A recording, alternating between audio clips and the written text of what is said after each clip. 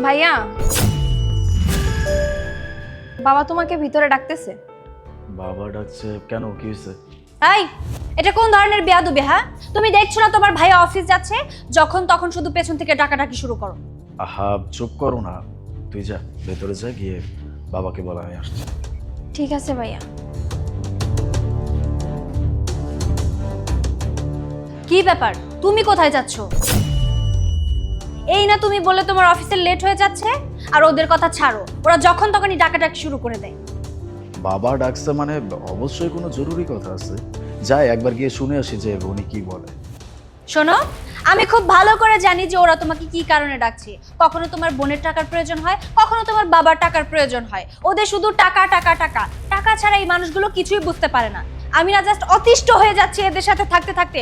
শোনো, তুমি এখন আর উপরে যেতে পারবে না, তুমি সোজা এখন অফিসে যাবে, যাও। আজব ব্যাপার, তুমি এইভাবে কেন কথা বলতেছো? তুমি হয়তো ভুলে যাচ্ছ যে সে আমার বাবা, ওনার যা কথা আছে সেটা আমি ভিতরে গিয়ে শুনে আসতেছি।